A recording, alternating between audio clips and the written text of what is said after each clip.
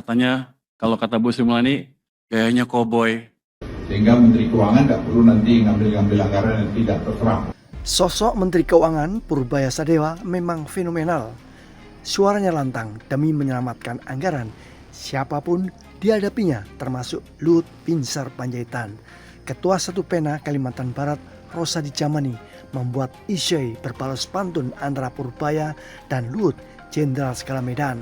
Ini tentang family office, proyek ajaib yang konon bisa menarik miliaran dolar dari para dewa kekayaan dunia untuk parkir di Indonesia tanpa pajak, tanpa khawatir, tanpa dosa fiskal.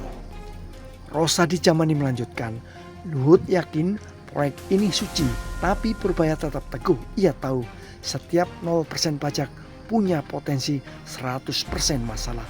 Ini bukan sekedar perbedaan pendapat, tapi duel filsafat antara visi global dan visi realistis. Luhut ingin langit dijemput, Purbaya ingin bumi tidak retak. Tapi tidak semua orang seperti Luhut yang meledak-ledak. Diam-diam mereka yang tak berani menantang Purbaya menyawa hacker bayaran. Sukses, sebaliknya Gatot gagal total. 3 minggu kita diserang 3 miliar serangan. Hah? Itu terbesar ketiga di dunia sepanjang sejarah. Tapi karena kita udah jago, kita jago.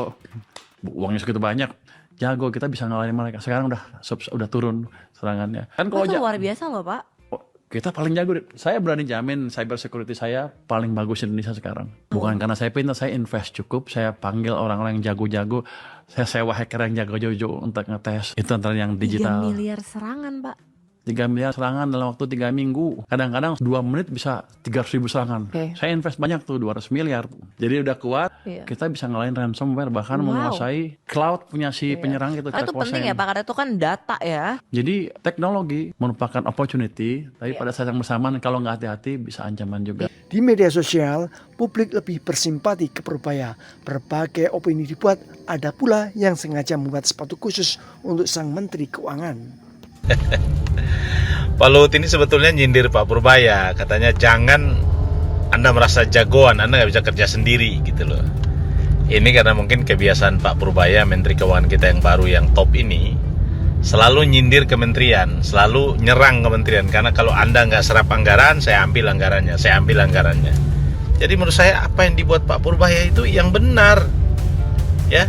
Jadi menteri-menteri yang cari makan di kabinet ini, yang bikin kaya perusahaannya, bikin kaya keluarganya ini kayak cacing kepanasan gitu loh. Saya terutama untuk Pak Luhut, sebaiknya Bapak istirahat aja deh, seperti janji Bapak dulu. Saya habis ini saya mau istirahat. Kenapa sih Bapak gak istirahat aja? Orang tuh malas Pak kalau Bapak ngomong Pak. Bapak gak usah sok jagoan di kabinet Pak. Orang udah malas lihat Bapak ngomong Pak. Ya, orang itu kalau perlu tuh gak usah ada di TV Pak. Kita udah bosan juga Pak, lihat Bapak terus ngomong asal ngomong gitu Pak. Apa sih kontribusi yang real terhadap Republik ini? Kontribusi yang real itu bikin rakyat menderita tuh. Sama Pak Jokowi yang sudah berhenti jadi presiden tuh, buat rakyat menderita.